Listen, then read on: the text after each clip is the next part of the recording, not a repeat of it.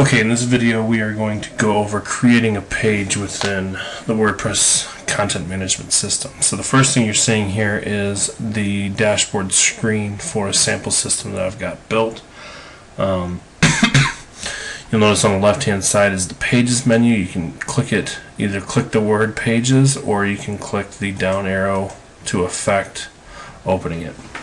Once you get to the screen, you have a couple different options. You can either click pages to see a listing of the current pages you have in your system, or you can click add new to add a new page. We're going to go ahead and do that right now to create a home page for this WordPress install. So the first thing you're going to do is give it a title.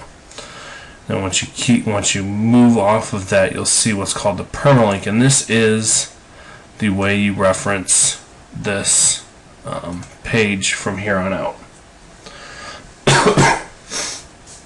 You'll notice that WordPress has a Microsoft Word-like editor available in it with several different options for editing the text. They also have included a plugin that allows you to do tables within WordPress. And so if you know how to use Microsoft Word, you can use WordPress. I will enter some text. So I've entered some text so you can see it. I'm going to go ahead and publish the page, and then we'll come back to it in a minute. Notice when you publish the page, you get a status message up here that says the page is published, and then a link to view the page. Now I'm actually going to click this, but just to help you out here, if you have a mouse with a scroll wheel on it and a tab browser such as Google Chrome like what I'm using here, if you click the scroll wheel, it will open a new tab. So you see the tab I was working on and the tab that I hit by opening up a new tab. So you'll see that now I'm using the default WordPress template theme. If you've got a custom theme installed, you'll see something different, but here's what we're showing for right now, and that way you can see there's the text that I just entered. Now let's say I want to add an image to the system or to a particular page. I'm going to show you. You'll notice that it's not, image is not as actually right here or right here. Because of the plugin that I installed, you have an insert edit image button right here. But I'm going to use WordPress's default add an image. I will click there. You'll see that you now have a way to select the files from your computer to upload to WordPress. So I'm going to go ahead and do that, find an image on my machine, and now you have several options. You can give it a title.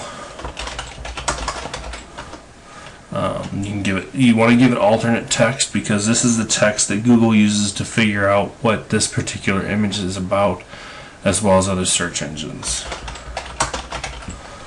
You do not need to give it a caption or a description, but you can. If you want to make this image a hyperlink, you have a couple different options. You can either choose none, the actual image itself, which is handy if you're going to actually use the thumbnail version of it as opposed to the full-size version of it. Post URL will take you to the particular post that this image is being inserted into.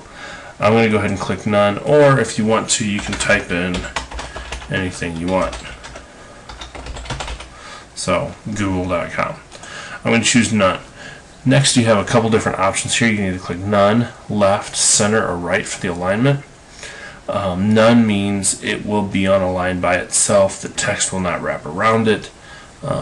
Left means the image will be to the left hand side. The text will wrap around the right. Center I usually don't recommend. It is confusing for people to try and skip over an image as they're reading. And then right is the image is to the right, the text is to the left, and it wraps around it. I'm going to make this left. Your next option is the size. Depending on the size of the image you use, you will have different options here. You always have a thumbnail. Medium and large are not really appropriate here because the full-size image is only 200 by 200.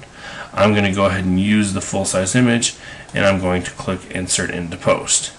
Now if I update my page and then refresh my page on the other side, you'll see now I've got the picture aligned to the left with the text wrapping around the right. Pretty basic editing for WordPress. If your theme supports custom fields, you will add those custom fields here below the text area. And then the final area that we want to take a look at are the page attributes.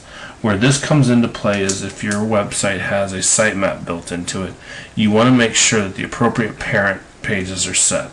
So let's take, for instance, if this was a portfolio page, and it was a specific project that you had done and you wanted to highlight that project with this particular page, you would probably have a parent page of portfolio for your site, and so you would select that in here in this parent drop down. You do not need to use the order field, and in most cases you're just going to use the default template unless otherwise specified or directed by myself. Like I said, the order you won't need to mess with. This is an element that's left over from previous versions of WordPress, but with the new custom menus in WordPress 3.0 you do not need to use this. So with that, I'm going to end this video, and please feel free to watch the video as many times as you need in order to get your questions answered.